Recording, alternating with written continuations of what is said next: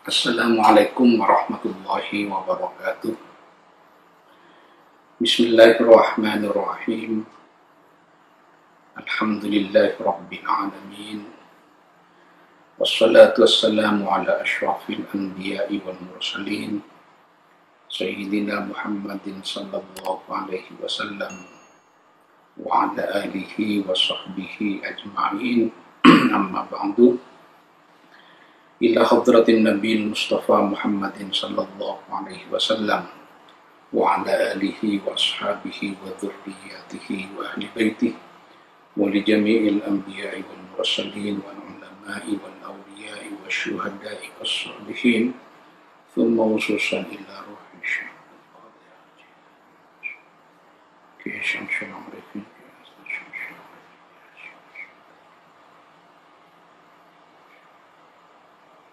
نفعنا الله بعلومهم وأفاض علينا من بركاتهم وأنوارهم وأسرارهم في الدين والدنيا والآخرة. شاهد الله لهم الفاتحة. أعوذ بالله من الشيطان الرجيم. بسم الله الرحمن الرحيم. الحمد لله رب العالمين الرحمن الرحيم مالك يوم الدين.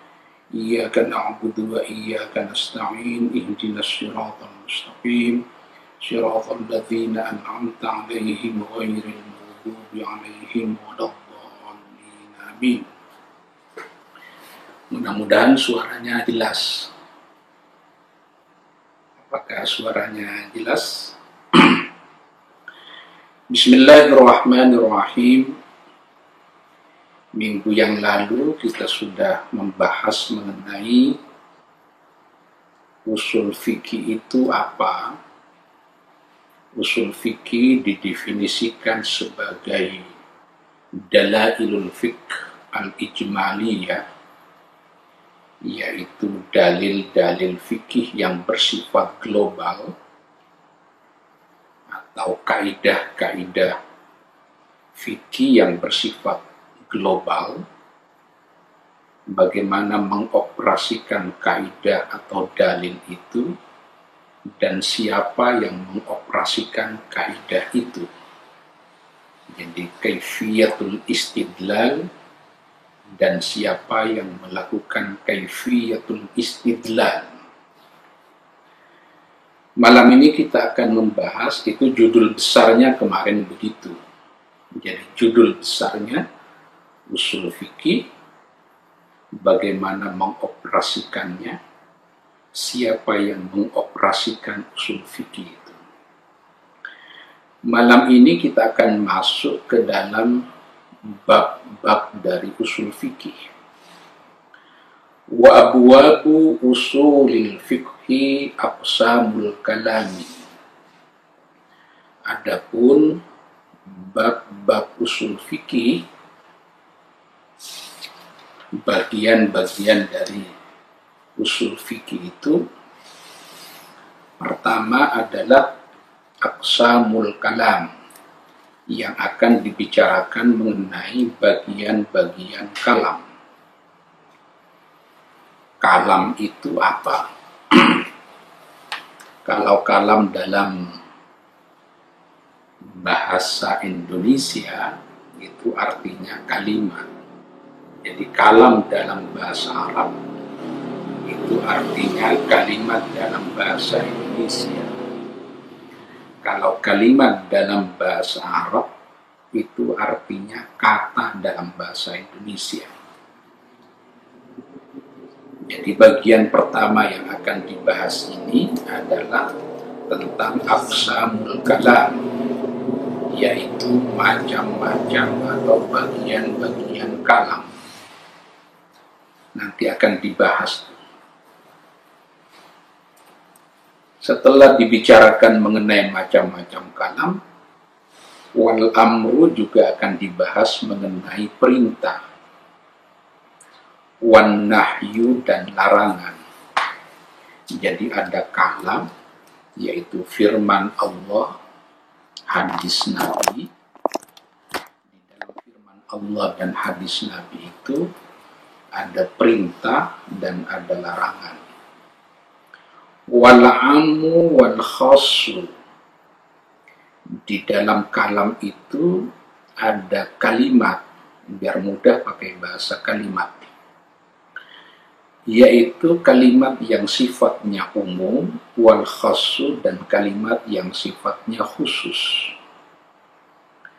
Wa yudhkaru fihi, dan disebutkan fihi di dalam kalimat yang khas itu al-mutlaqu wal muqayyadu, yaitu lafaz mutlak atau dan lafaz muqayyad.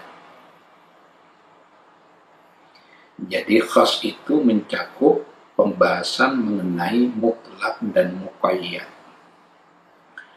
Wal mujmalu, dan mujmal, nanti di belakang ada ya. Wal mubayyanu, dan lafaz atau kata yang mubayyan.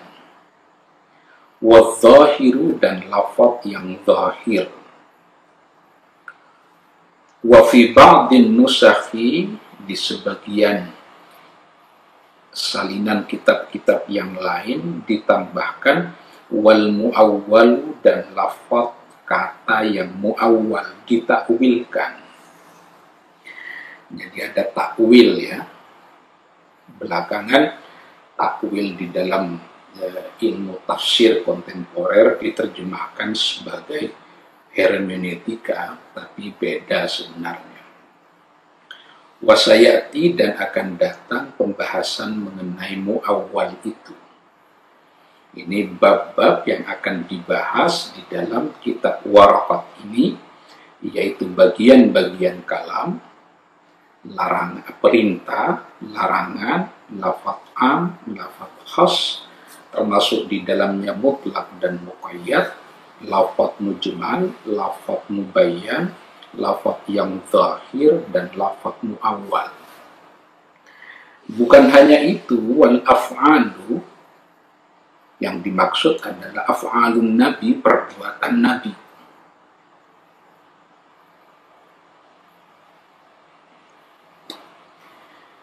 Wal af'alu ay af'alun nabi, perbuatan nabi. Karena perbuatan nabi itu juga sumber hukum. Jadi yang sumber hukum itu bukan hanya perkataan nabi, tapi juga perbuatan nabi. Wan nasikh wal mansukh, yang akan dibicarakan juga mengenai nasikh dan mansukh. Nasikh itu adalah yang menghapus, mansukh adalah yang dihapus, yang disebut dengan teori abrogasi, ya, teori pembatalan hukum.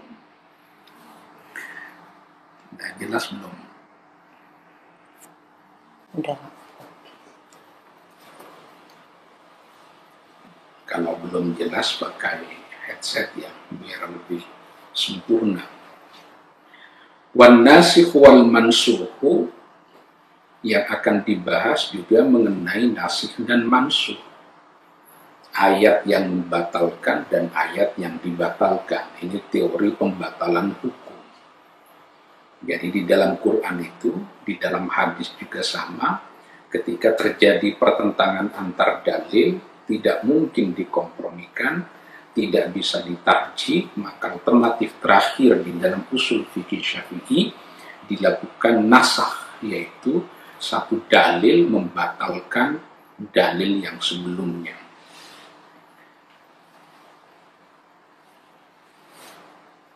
Misalnya Allah berfirman di dalam Quran, ittaqullaha haqqa tuqatih, bertakwalah kalian dengan setakwa-takwanya. Bertakwa dengan setakwa-takwanya itu kan pasti memberatkan.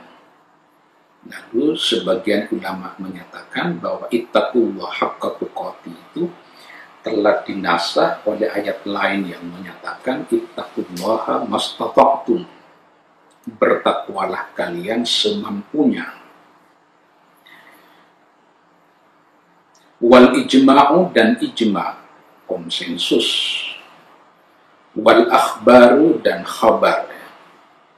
Wal kiasu, dan kias, analogi. Wal khadru, larangan. hurmah artinya. Wal ibahatu ibahah. Wa tartibul adillati tertib dalil. Wasifatul mufti wal mustafti akan dibicarakan juga mengenai sifat mufti dan mustafti. Siapa yang memenuhi syarat kualifikasi sebagai yang memberi fatwa itu akan dibicarakan. Karena tidak seluruh orang itu memenuhi persyaratan sebagai mufti, yaitu orang yang punya kapasitas untuk berfatwa. Agak sulit kalau individu per individu memenuhi persyaratan sebagai mufti. Makanya belakangan mufti itu sifatnya tidak individual, mufti itu sifatnya kolektif, kolegial di dalam satu organisasi. Karena memang tidak mudah untuk memenuhi persyaratan sebagai mufti. Sebagian orang mungkin kuat pada bidang fikihnya, tapi dia lemah pada usul fikihnya. Sebagian yang lain kuat pada tafsirnya, tapi lemah pada hadisnya. Karena itu dilakukan yang disebut dengan berfatwa secara kolektif, ya, secara jama'i. Akhirnya di Muhammadiyah ada majelis tarjih, di NU ada lembaga Bahsul Masail, di MUI ada komisi fatwa. Wal mustafti, dan orang yang meminta fatwa. Wa ahkamul mujtahidina, juga akan dibicarakan mengenai hukum-hukum para mujtahid. Ahkamul mujtahidin. Fa aqallu ma yatarakkabu minhul kalamu ismani. Paling minimal sebuah kalimat itu tersusun dari 2 isim. Ini istilah-istilah di dalam ilmu nahwu saraf ya. Jadi yang awam itu penting dijelaskan, isim di dalam bahasa Arab itu artinya kata benda di dalam bahasa Indonesia.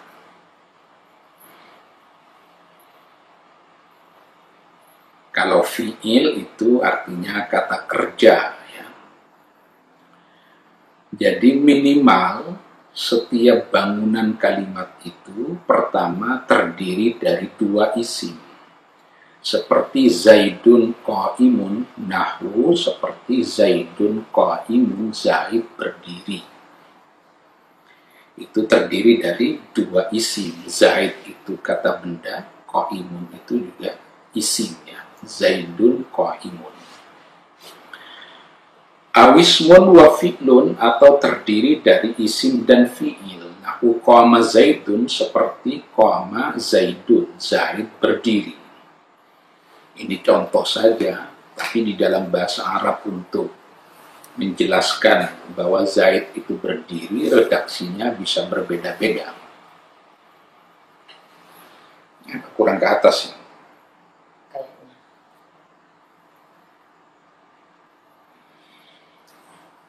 Cek, udah jelas belum?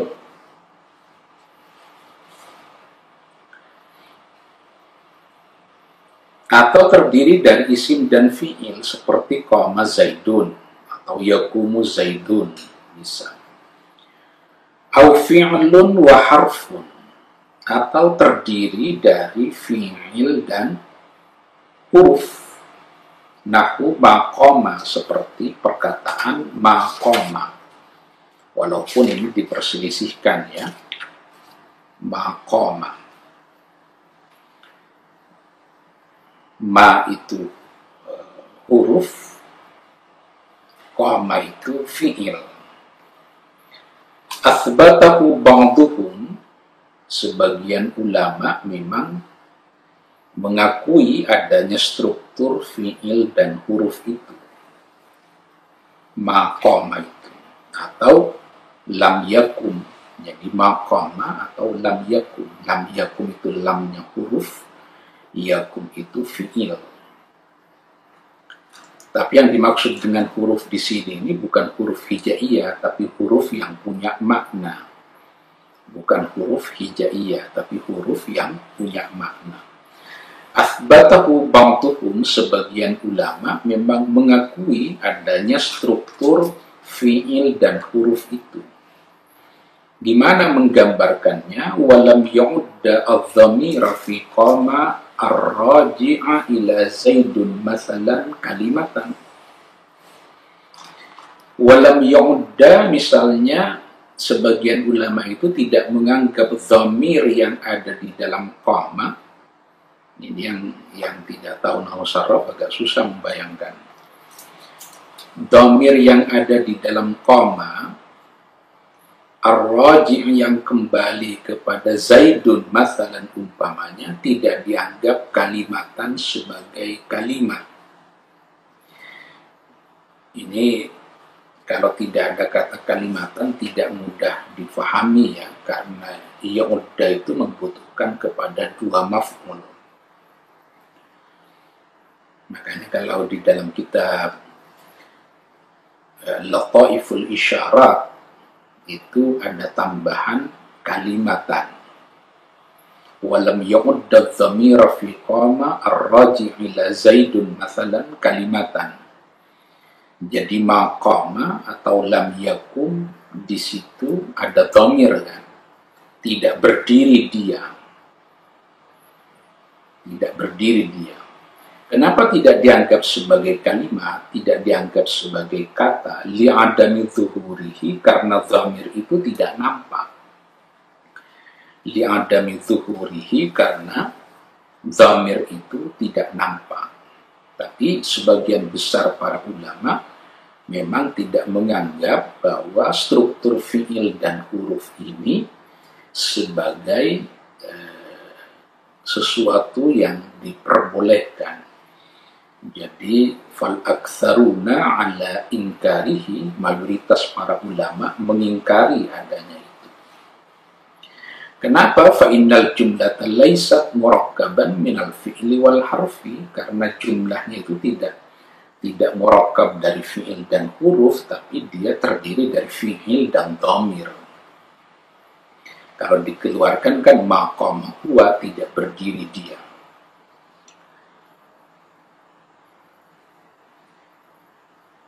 Wal jumhuru ala addihi kalimatan, sedangkan jumhurul ulama memandang bahwa itu sebagai kalimat.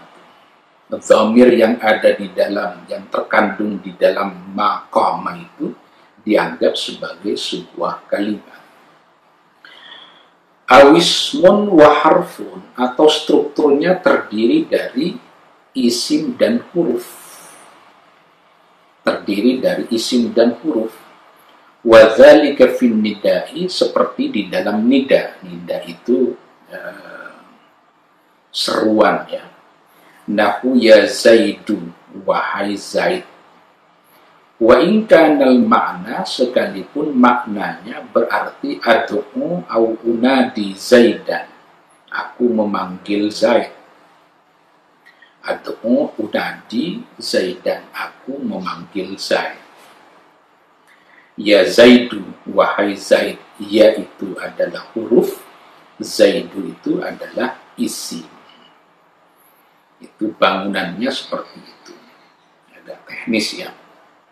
Ini kita bicara mengenai kalam, bahwa kalam itu, kalimat itu terbangun dari, bisa dalam bentuk isim dan isim, bisa dalam bentuk isim dan fi'il, bisa dalam bentuk fi'il dan huruf, bisa dalam bentuk isim dan huruf.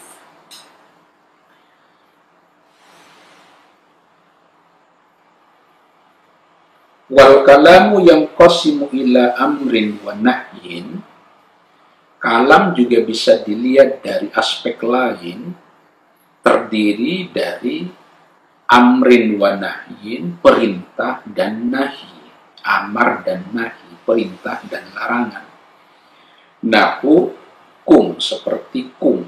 Kum itu artinya berdirilah. Itu kan perintah. Wala taq'ud, jangan duduk. Itu juga larangan. Jadi ada perintah dan ada larangan. Jadi kalimat itu bisa merupakan kalimat perintah, bisa merupakan kalimat larangan. Nah, di dalam Quran itu ada perintah dan larangan itu. Misalnya, aqimus shalah, dirikanlah salat, itu perintah. La taqrabuz zina, jangan dekati zina, itu larangan. Wa khabarin, dan bentuknya khabar, pemberitahuan. Itu namanya disebut dengan kalam khabari, informasi sifatnya. Misalnya Allah berfirman di dalam Quran, ar-rijalu qawwamuna 'alan nisa'i, laki-laki menjadi pemimpin bagi perempuan. Bentuk kalimatnya itu kalam khabari, kalimat yang sifatnya informatif, memberitahukan bahwa zaman dahulu laki-laki biasanya menjadi pemimpin bagi perempuan. Tapi nanti sebagian ulama menyatakan itu kalam khabari tapi bermakna insya'i. Kalimat itu bersifat informatif tapi maknanya imperatif, maknanya menyuruh. Itu kalam khabari. Wastikhbarin, atau meminta kabar, meminta khabar, talabul khabar. Wahwal istifhamu, yaitu bertanya. Istikhbar itu artinya bertanya. Nahu hal qama Zaidun, misalnya berkata, apakah Zaid berdiri? Fayuqalu, maka jawabannya, kalau tidak na'am iya, aula atau tidak. Apakah Zaid berdiri? Hal qama Zaidun, itu kalam. Tapi bentuknya adalah kalimat pertanyaan. Jadi kalimat pertanyaan, kalimat tanya. Jadi ada kalimat perintah, ada kalimat larangan, ada kalimat informatif, ada kalimat tanya. Itu membagi kalam dari aspek madlulnya ya. Dari aspek madlulnya. Jadi aqsamul kalam bi'tibari madlulihi itu bisa dibagi ke dalam, pertama adalah kalam amar, perintah, larangan, khabar, dan istikhbar. Nah, di dalam Quran itu ada perintah, larangan, khabar, dan istikhbar. Kadang-kadang Quran menggunakan model bertanya kan, model bertanya. Wa yanqasimu aidan, kalam juga bisa dibagi ke dalam ila tamannin. Ya. Tamannin itu, tamanni artinya mengharapkan sesuatu yang tidak bisa diharap. Atau mengharapkan sesuatu tapi sulit untuk bisa terpenuhi. Kalau yang memegang kitab Hasyiah ad-Dimyati, tamanni itu artinya talabu ma la tama'a fihi, mengharap sesuatu yang tak bisa diharapkan, atau bisa diharapkan au ma fihi usrun, bisa diharapkan tapi sulit untuk bisa terpenuhi. Misalnya laitas syababa ya'udu yauman, sudah tua kemudian menyatakan laitas syababa ya'udu yauman, mudah-mudahan masa muda itu bisa kembali. Itu nggak bisa ditarik mundur ya, menjadi muda kembali kan tidak mungkin. Itu namanya tamanni, mengharapkan sesuatu yang tak bisa diharapkan. Atau sesuatu yang diharapkan itu sulit untuk terjadinya. Sulit terjadi. Misalnya orang miskin tidak punya rumah, tidak punya mobil, tidak punya tanah, lalu dia berharap laitali malan fa'ahujja minhu. Itu di dalamnya itu ada ya, yang memegang Hasyiatud Dimyati yang halaman 7.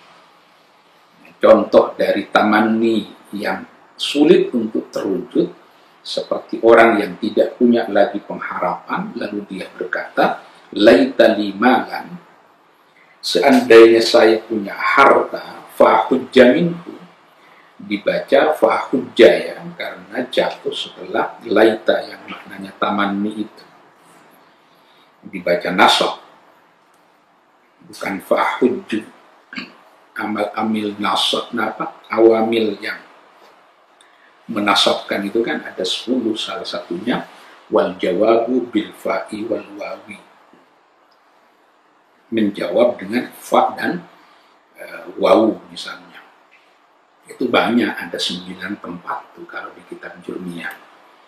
Setelah tamanni misalnya, setelah taraji, setelah nahi, misalnya di dalam syair yang cukup populer itu, la tanha an khuluqin wa ta'tiya mithlahu, dibaca wa ta'tiya, tidak dibaca wa ta'ti, karena jatuh setelah nahi.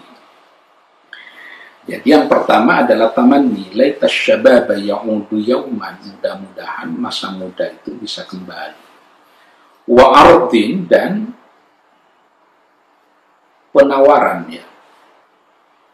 Nahu ala tanzilu indana, ayo hingga singgah indana di rumahku, atau mampir di rumahku. Wa qasamin, dan sumpah. Jadi kalam itu bisa artinya, bisa berbentuk tamanni, bisa berbentuk arad, bisa berbentuk sumpah. Seperti firman Allah, wallahi, bukan firman Allah, seperti perkataan seseorang, wallahi demi Allah, la af'alanna kada, sungguh saya akan melakukan begini. Itu qasam, sumpah. Sumpah.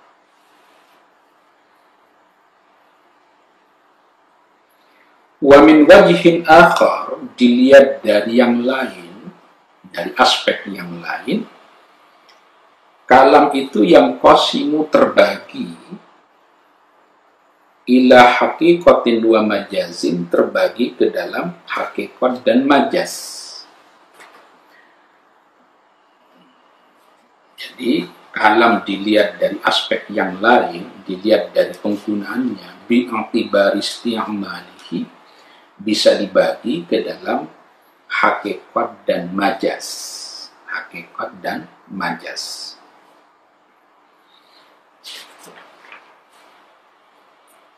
Apa yang dimaksud dengan hakikat? Fal hakikatu ma baqiya fil isti'mali ala mawdu'ihi. Pengertian dari hakikat itu adalah sesuatu baqiya yang tetap fil isti'mali, di dalam penggunaannya, tetap ala mawdu'ihi, atas maknanya yang asal. Jadi makna hakikat dari sebuah kata itu adalah berdasarkan kamus, kurang lebih begitu. Jadi makna leksikalnya. Makna leksikalnya. Kalau gampangannya definisi hakikat ini kan banyak. Ada yang menyatakan hakikat itu adalah al-lafdul musta'malu fi ma'nahu, lafaz yang dipakai sesuai dengan makna asalnya, makna awalnya. Itu hakikat namanya. Jadi definisi yang pertama, hakikat itu adalah kata yang maknanya sesuai dengan makna kamus, sesuai dengan makna asalnya. Tapi wakila ada yang menyatakan, ini definisi yang lain, hakikat itu adalah mastu'mila fi mastulih alaihi minal mukhatibati.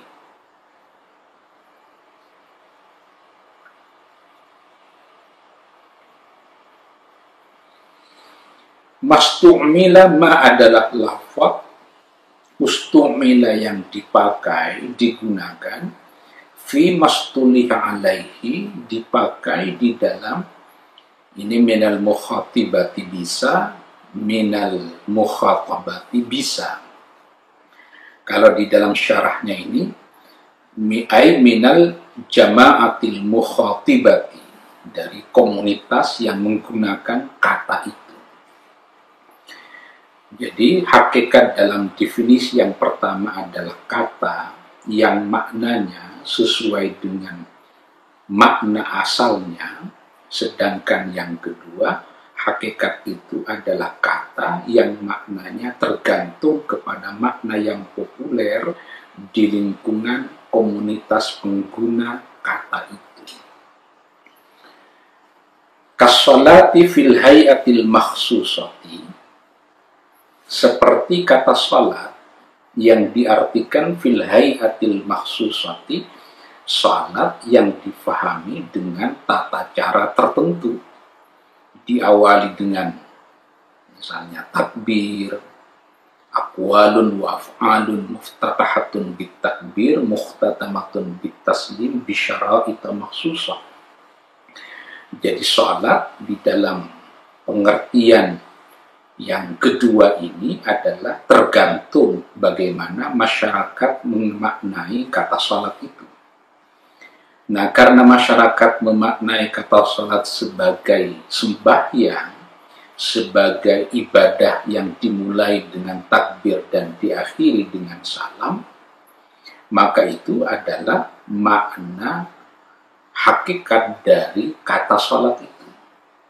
Fa innahu lam yabqa ala mawdu'ihi al-lughawi, karena lafaz salat itu tidak lagi bertahan dengan makna lugawinya, dengan makna bahasanya.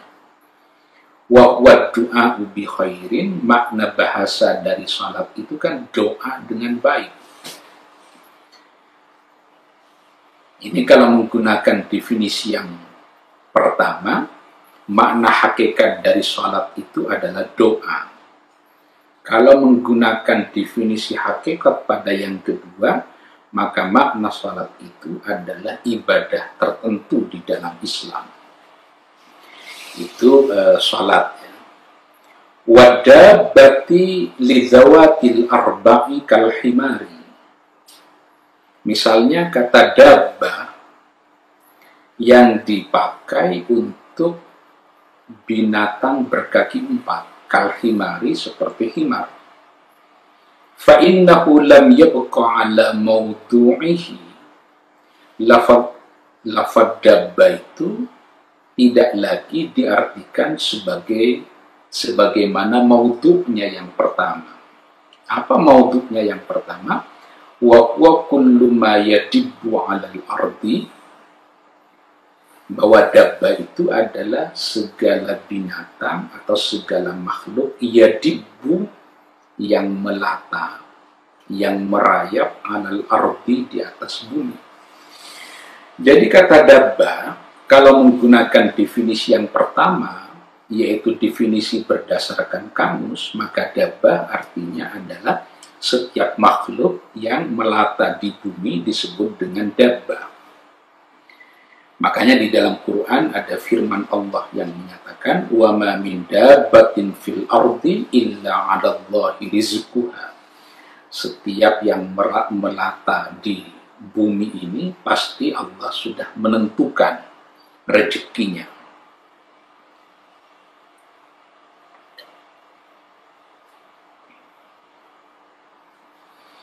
Jadi tergantung kita mau menggunakan definisi yang mana terhadap hakikat itu. Kalau menggunakan definisi yang pertama, kita sangat tergantung kepada kamus. Kalau menggunakan definisi hakikat dalam pengertian yang kedua, maka tergantung kepada masyarakat pengguna kata itu. Itu pengertian hakikat. Nah, kata mazhab Syafi'i, makna asal dari sebuah kata itu adalah makna hakikat. Kalau tidak mungkin maknanya hakikat, baru kemudian maknanya majaz. Wal majazu, sedangkan majaz, ma tujuwiza, aitu abdiya bihi an mawdu'ihi. Yang dimaksud dengan kata majaz, majaz itu metafor ya, metafor. Ma adalah sesuatu tujuwiza, yang dilampaui, dilewati, tu'uddiya bihi, dilampaui, an mawdu'ihi adalah kata yang makna asalnya dilampaui. Itu majas namanya. Hadza 'alal ma'na al-awwali lil haqiqati, pengertian majas bahwa majas itu adalah kata yang makna asalnya dilampaui kalau kita menggunakan definisi hakikat pada yang pertama. Kalau hakikat di dalam definisi yang pertama adalah kata yang maknanya sesuai dengan makna asalnya, makna leksikalnya. Maka majas adalah kebalikannya. Majas adalah kata yang tidak sesuai dengan makna asalnya. Kira-kira begitu. Kalau menggunakan definisi lain, majas itu mastu'mila fi ghairi mawdu'ihil awal. Adalah kata yang pemakaiannya, yang maknanya tidak sesuai dengan makna awalnya, makna asalnya. Karena setiap kata ya pasti memiliki makna asal yang disebut dengan makna lugawi, pasti. Hadza 'alal makna al-awwali lil haqiqati, definisi ini, definisi majas ma tujuwiza bihi an mawdu'ihi. Majas adalah kata yang maknanya sudah melampaui makna asalnya, alal makna al-awwali lil haqiqati, didasarkan ke dalam pengertian pertama dari hakikat. Wa 'ala tsani, sedangkan kalau menggunakan definisi yang kedua, jadi kan tadi hakikat ada definisi yang pertama, ada definisi yang kedua. Majas juga begitu. Majas itu ada definisi pertama, berdasarkan kebalikan dari definisi hakikat yang pertama. Maka majas juga memiliki definisi yang kedua sebagai kebalikan dari hakikat dalam definisi yang pertama. Apa itu? Wa mastu'mila fi ghairi mastuliha alaihi minal mukhatibati atau minal mukhatabati. Kalau mukhatabah artinya takhatub ya. Wa mastu'mila adalah lafaz yang digunakan fi ghairi mastuliha alaihi minal mukhatibati, tidak berdasarkan kepada makna yang populer di dalam masyarakat pengguna kata itu. Itu namanya majas. Jadi masyarakat penggunanya memaknai kata itu seperti apa. Kalau sesuai dengan pengguna masyarakat itu namanya hakikat. Kalau tidak sesuai namanya majas. Ini definisi hakikat dan majas. Wal hakikatu, ini sekarang pembagian hakikat. Imma lugawiyatun, hakikat itu ada yang lugawi, pembagian hakikat ya. Bi an wada'aha ahlul lugati, yang menciptakan makna lugawi dari sebuah kata itu adalah ahlul lugah, ahli bahasa. Kal asadi lil hayawanil muftarisi, seperti asad, kata asad yang diartikan sebagai binatang yang buas, artinya singa.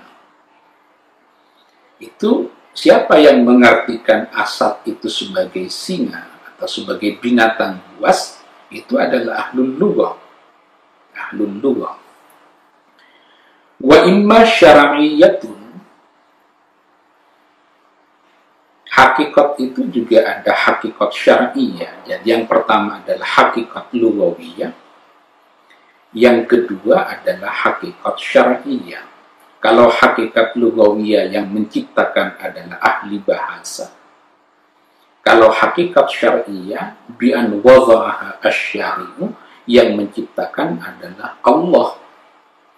Kas-salati, seperti ibadah salat, lil ibadatil makhsusati, yang diartikan sebagai ibadah tertentu.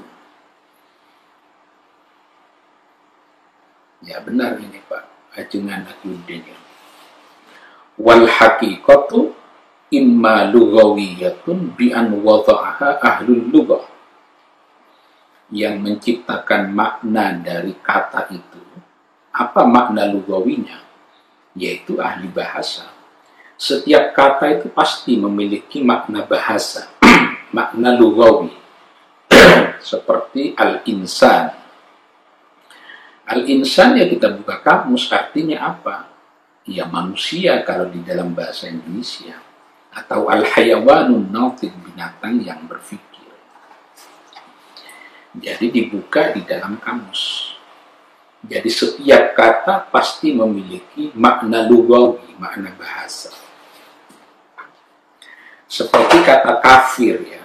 Kafir itu makna lugawinya adalah yang menutup. Jadi kafara yakfuru kufran itu artinya menutup. Nah, orangnya disebut kafir, yang menutup. Makanya di dalam Quran, para petani itu juga disebut dengan kafir. Misalnya Allah berfirman, kamatsali ghaitsin a'jabal kuffara nabatuhu. Al-kuffar di dalam ayat ini artinya petani. Jadi az-zari itu adalah kafir juga. Kenapa petani disebut kafir? Karena petani menutup benih dengan tanah. Al-lailul muzlim, malam yang gelap juga disebut dengan kafir. Jadi az-zalam, kegelapan itu juga disebut kafir. Jadi kafir itu makna lugawinya artinya menutup.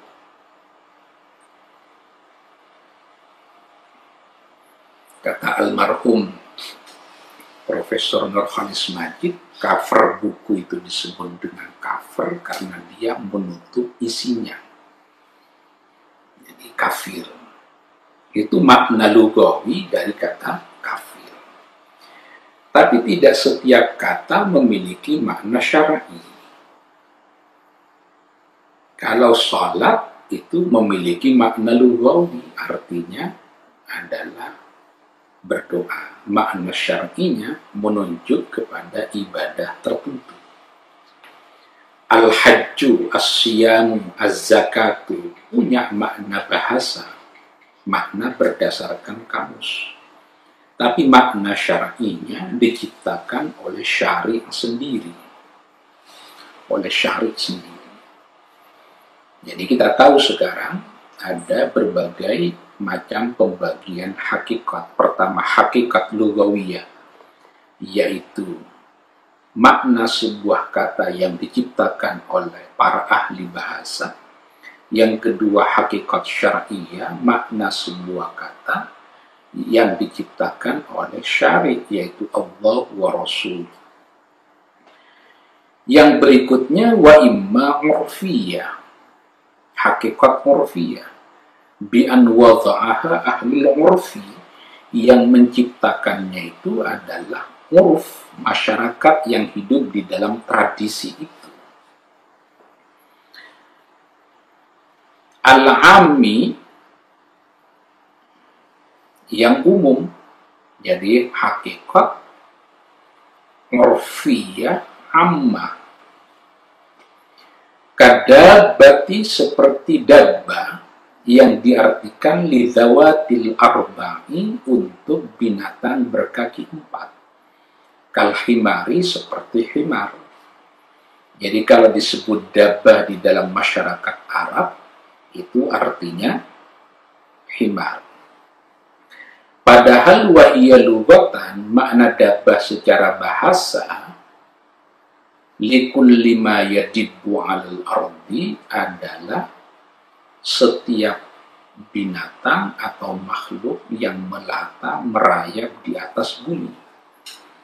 Makanya kita penting tuh mengetahui bagaimana pengguna bahasa di dalam sebuah masyarakat memaknai kata itu.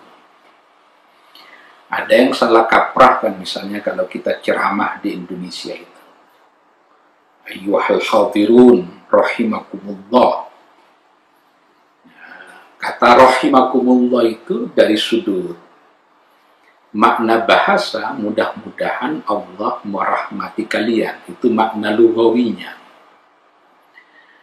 Tapi makna urfi yang umum, makna berdasarkan tradisi yang dipakai oleh masyarakat Arab secara umum, rahimahullah itu biasanya ditujukan kepada orang yang sudah meninggal dunia. Misalnya Al-Imam Syafi'i rahimahullah. Artinya Imam Syafi'i, almarhum Imam Syafi'i. Jadi makna kamusnya Allah merahmati dia, tapi karena kata rahimahullah dipakai untuk orang yang sudah meninggal dunia, maka terasa janggal kalau kita ceramah menyebut rahimahullah, padahal yang dihadapi, yang di depannya itu kan masih hidup semua. Karena itu kalau di dalam masyarakat Arab, orang yang masih hidup itu tidak disebut rahimahullah, tapi hafizahullah, hafizakumullah. Tapi di Indonesia kan kebalik. Rahimakumullah padahal masih hidup. Itu sama dengan menyebut almarhum kalian semua. Jadi ini adalah, jadi yang pertama hakikat lughawiyah, yang kedua hakikat syar'iyyah, yang ketiga hakikat urfiyah amma, berdasarkan pengguna dari kalimat, pengguna dari masyarakat itu. Masyarakat itu. Awil khassi, atau hakikat urfiyah khassah, kata yang maknanya ditentukan oleh satu komunitas akademik misalnya, ta'ifatun muayyanah, komunitas ahli. Misalnya kal fa'ili lil ismil marfu'i indan nuhati, seperti istilah fa'il yang dipakai di dalam para ahli nahwu untuk isim yang dibaca rafa. Ini jangan dicari di kamus. Al-fa'il adalah orang yang bekerja, tapi fa'il di sini lil ismil marfu'i al-madhkuru qablahu fi'luhu. Qama Zaidun, Zaidun itu fa'il. Fa'il biasanya didahului oleh fi'il. Itu namanya hakikat urfiyah khassah. Kalau mau disederhanakan, itu namanya hakikat istilahiyah. Makna sebuah kata yang ditentukan secara terminologis oleh para ahlinya. Agak ini ya bahasanya ya. Karena itu kita harus tahu tuh istilah-istilah di dalam satu komunitas. Jangan sampai nanti marfu di dalam bahasa Arab, di dalam nahwu, disamakan dengan marfu di dalam hadis. Karena marfu di dalam hadis itu artinya beda dengan marfu di dalam ilmu nahwu. Ada di dalam ilmu ushul fikih ada mandub misalnya. Mandub sesuatu yang disunnahkan. Tapi kalau kita buka kitab nahwu, mandub itu bisa jauh berbeda maknanya. Mandub itu kan bisa diartikan sebagai keluhan, ratapan misalnya. Kalau yang masih ingat Alfiyah itu, di dalam Alfiyah Ibnu Malik, malil munada ja'al liman dubin wa ma nukira lam yundab wa lama ubhima wa yundabul mausulu billati ishtahar ka bi'ra zamzamin yali wa man hafar bi'ra zamzama. Duh orang yang menggali sumur Zamzam yang diarahkan kepada Abdul Muttalib, kakek dari Kanjeng Nabi. Itu mandub tuh yang disebut dengan nudbah ya. Jadi mandub di dalam ilmu ushul fikih atau di dalam fikih itu berbeda dengan mandub di dalam ilmu nahwu. Wa zaidah misalnya, duh Zaid, atau wa dhahra, duh punggungku sakit misalnya. Jadi harus dikenali tuh istilah marfu di dalam nahwu, marfu di dalam hadis, mandub di dalam usul fikih, mandub di dalam nahwu. Ada istilah jauhar dan ard di dalam ahli ilmu kalam misalnya. Apa yang dimaksud dengan jauhar dan ard? Ada jenis, ada nau misalnya. Atau di dalam istilah-istilah usul fikih ada istihsan misalnya. Jangan mengandalkan kamus, tapi bagaimana komunitas akademik memaknai kata istihsan itu.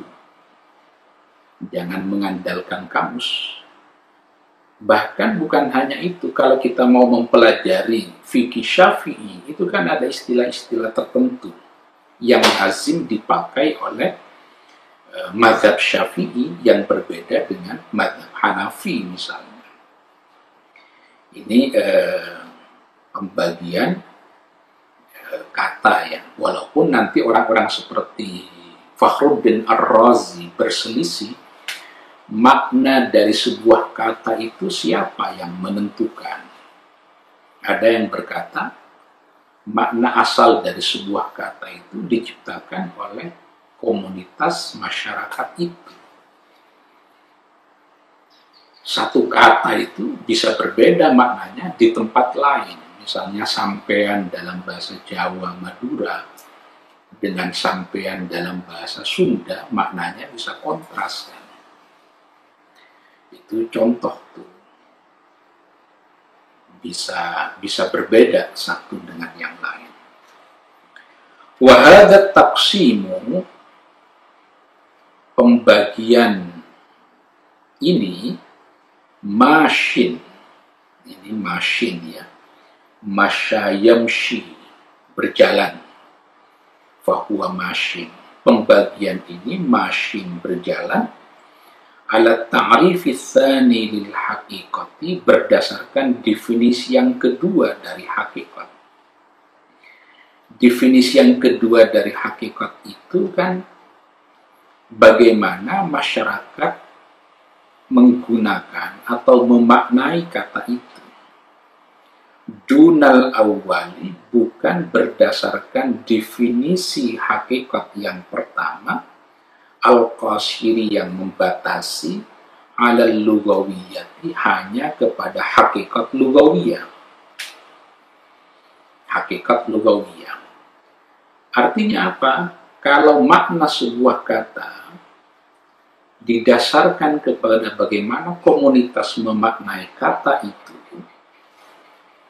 gedang dijawab pisang, di Sunda jadi pepaya, nggak tahu saya.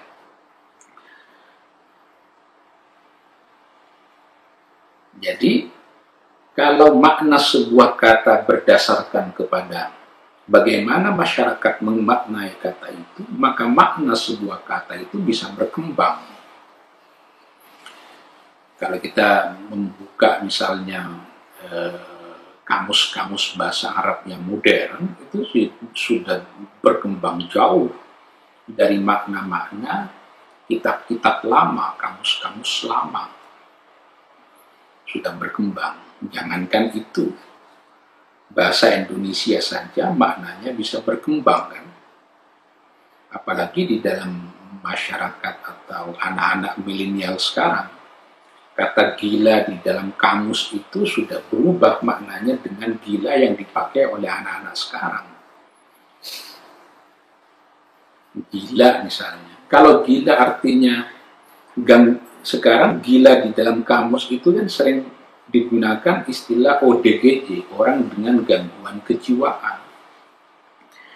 Tapi gila yang dipakai oleh anak-anak muda sekarang itu tidak menunjuk kepada orang yang mengalami gangguan kejiwaan.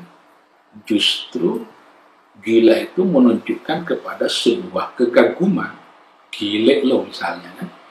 Itu kata gila itu akhirnya antara yang di kamus dengan yang dipakai oleh masyarakat itu bisa berbeda.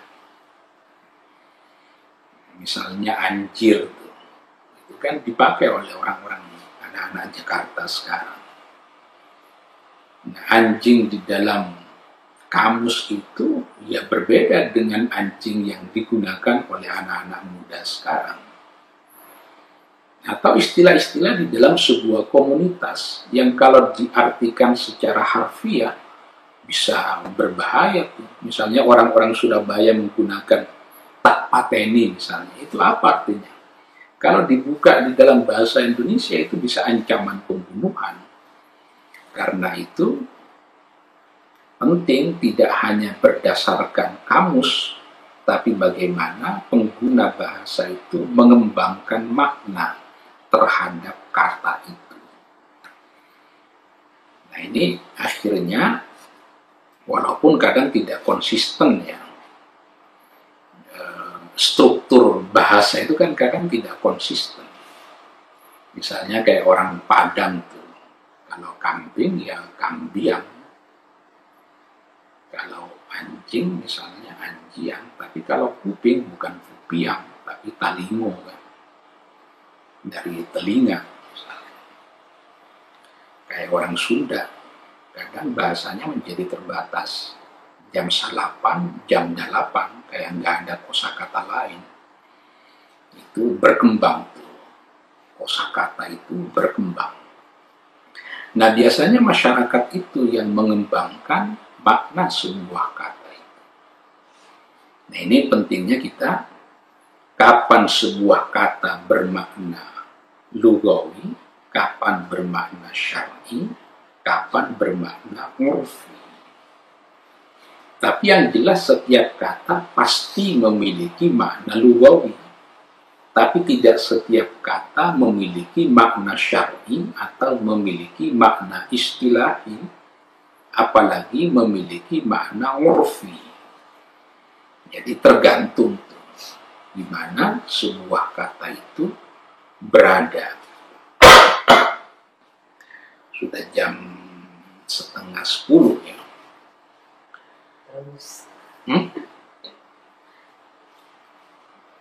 Nggak tahu ini agak sulit ya usul fikih ini ya. Karena harus campur-campur bisa nahwu sharaf. Kalau tidak bisa nahwu sharaf itu agak sulit. Itu sebabnya Abdullah bin Darras di dalam muqaddimahnya kitab Al-Muwafaqat itu menyatakan, fakana hadzqul lughah al-arabiyyah ruknan min arkanil ijtihad. Mengetahui bahasa Arab itu menjadi rukun ijtihad. Itu sebabnya bagi yang ingin menjadi mufti, bagi yang ingin berfatwa tidak bisa lain. Pertama harus menguasai bahasa Arab. Karena Quran dan hadis itu ya berbahasa Arab. Mulai dari Jurmiyah misalnya, Imriti, Mutammimah, Kawakib, Ashmawi, Ibnu Aqil, Syarah Alfiyah itu kan banyak. Itu harus tahu tuh, jangan sampai keliru memaknai. Ini asal usul kata ini bagaimana, ikut wazan apa, itu untuk menentukan ya, untuk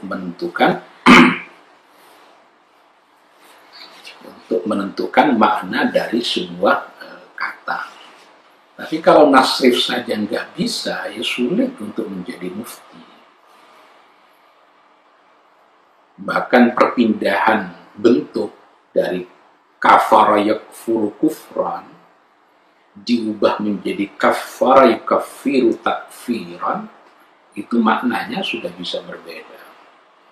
Kalau qata'a misalnya memotong, kalau qatta'a memotong-motong, litakfir fungsinya.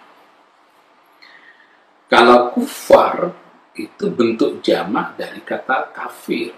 Tapi kalau kafar itu bentuk superlatif dari kata kafir. Itu bentuknya sama. Hanya harakatnya saja yang membedakan satu dengan yang lain. Kufar dengan kafar itu ya sama, tapi maknanya berbeda.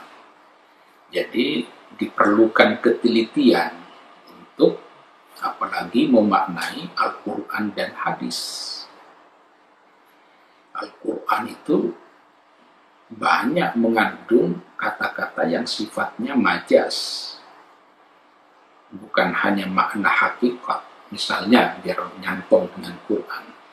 Aula mastumun nisa. Apa yang dimaksud dengan la mastumun nisa? Menyentuh istri yang membatalkan wudhu. Gara-gara aula mastumun nisa ini, nanti para ulama berselisih. Madzhab Syafi'i menyatakan la mastum di situ karena masih mungkin untuk dimaknai secara hakikat, artinya yang menyentuh.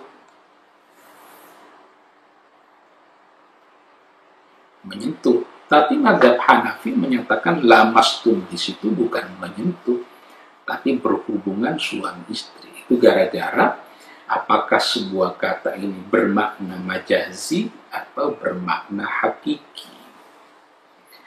Itu saja bisa menyebabkan perbedaan produk hukum, perbedaan di dalam menentukan apakah sebuah kata bermakna hakiki atau bermakna majazi. Itu produk hukumnya sudah berbeda. Jangankan persoalan kata, persoalan huruf saja bisa menentukan makna yang berbeda. Misalnya, idza kuntum ilas sholati fausilu wujuhakum wa aydiyakum ilal marafiqi wamsahu biru'usikum. Dari biru'usikum itu artinya apa? Dan kita tahu makna ba huruf jar itu kan banyak. Bukan hanya dengan, yang kita tahu kan dengan. Di dalam Alfiyah dinyatakan bil basta'in abdi wa awwid al-syiki wa mithlama wa min wa an bihantiki. Ada ba artinya lil ilsaq, bertemu. Marartu, saya lewat, bizaidin, jangan diartikan dengan zaid. Marartu, saya lewat, bizaidin, ketemu dengan zaid. Itu ba artinya lil ilsaq, makna bertemu. Nawamsahu biru'usikum itu ba-nya apa? Ada yang menyatakan litab'id, sebagian. Itulah yang menjadi acuan madzhab Syafi'i, sehingga membasuh kepala itu tidak harus seluruh kepala, tapi cukup sebagian kepala. Biru'usikum, ba-nya litab'id. Tapi ada yang lain yang menyatakan ba-nya itu adalah ba ziyadah, tambahan saja, tidak punya makna. Karena itu madzhab Maliki menyatakan kalau mau membasuh kepala di dalam berwudu harus seluruh kepala. Karena ru'us di situ adalah bentuk jamak dari ra'sul. Itu gara-gara apakah ba-nya itu tambahan yang tidak punya makna atau ba-nya itu menunjuk kepada sebagian kepala. Jadi jangan dianggap remeh ya, bahwa mengetahui gramatika bahasa Arab itu menentukan apakah orang itu punya kapasitas untuk menafsirkan Quran atau tidak. Kalau persyaratan minimal itu saja tidak terpenuhi, ya masih jauh untuk disebut sebagai mufti. Karena itu kiai-kiai yang alim di lingkungan Nahdlatul Ulama tidak berani menyebut dirinya sebagai mufti.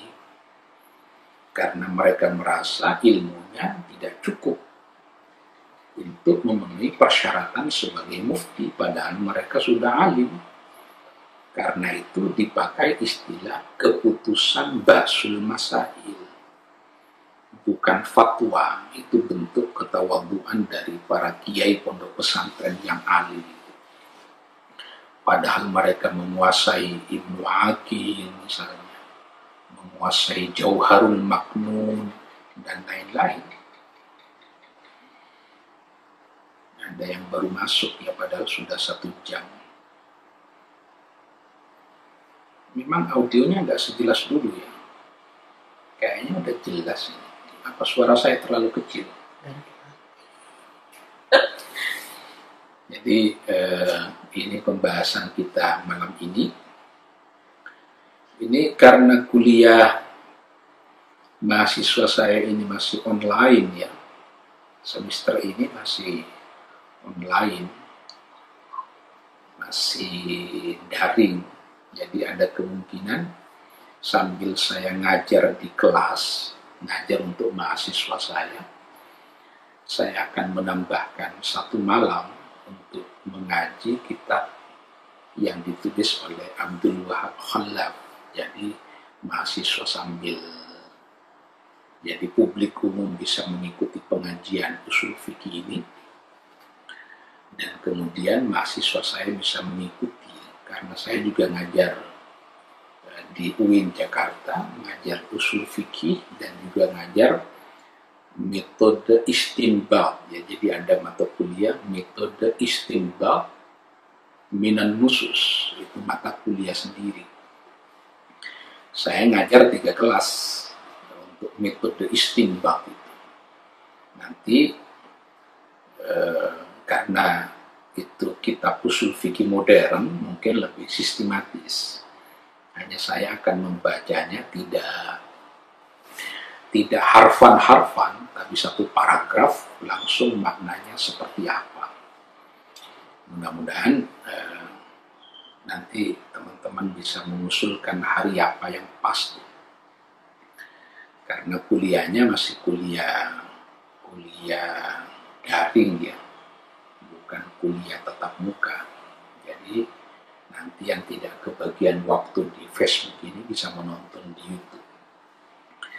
Ini penting nggak sih teman-teman mendengarkan pengajian usul fikih ini?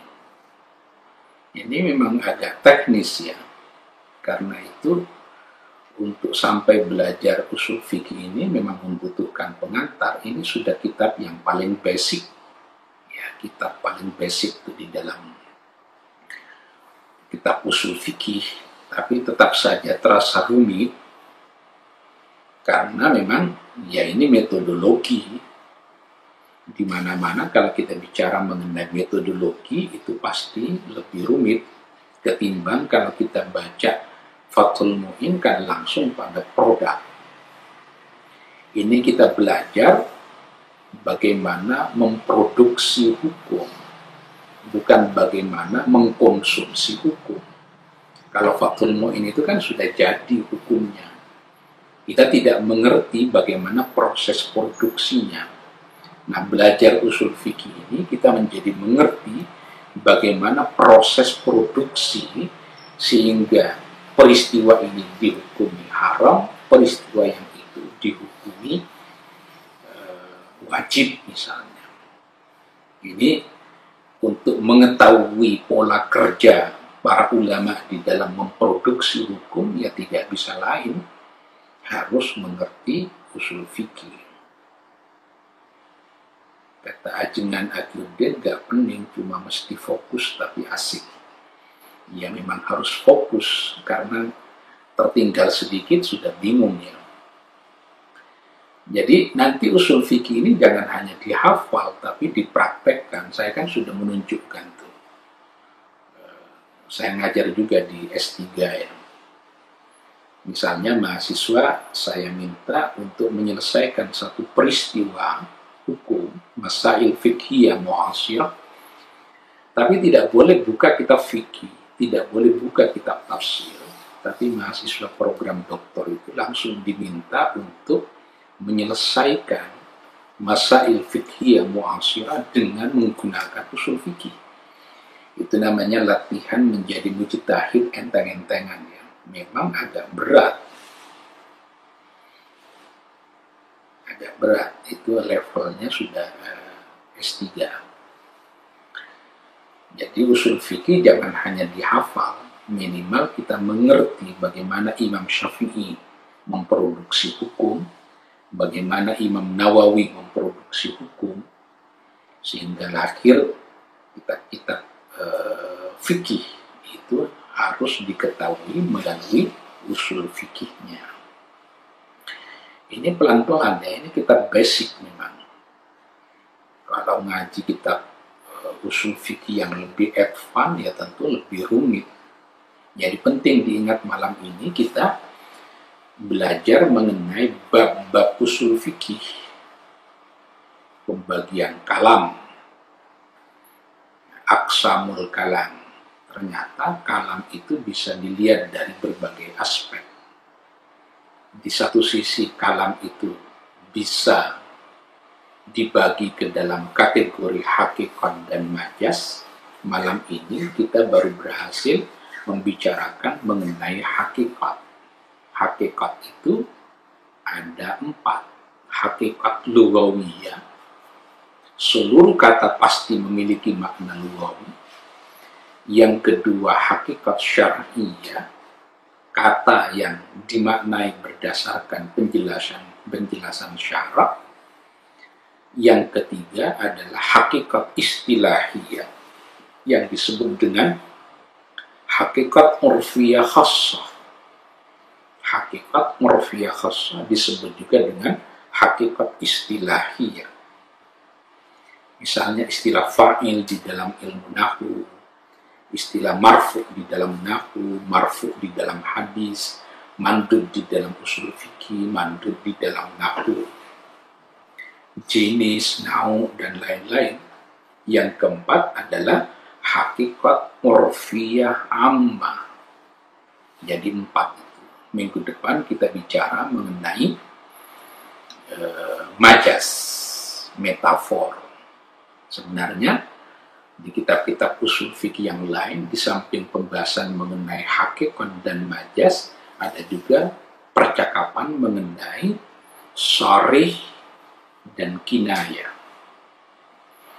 Jadi ada kata yang sharih, ada kata kinayah. Hakikat dan majas itu begitu. Jadi ada kata hakikat yang sharih, ada hakikat yang kinayah. Itu biasanya di dalam kitab-kitab usul fikih dibicarakan juga. Setiap kali membicarakan mengenai hakikat dan majas, juga dibicarakan mengenai sharih dan kinayah. Misalnya seseorang bilang kepada istrinya, kamu pulang saja ke rumah orang tuamu.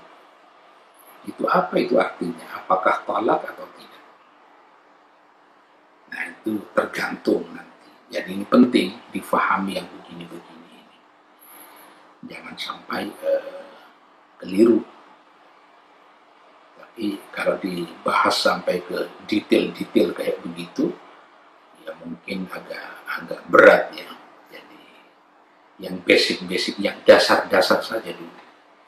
Hakikat, ada hakikat lugawiyah, ada hakikat syar'iyah, ada hakikat urfiyah yang dibagi menjadi hakikat urfiyah amma dan hakikat urfiyah khassah yang disebut dengan hakikat istilahiyah.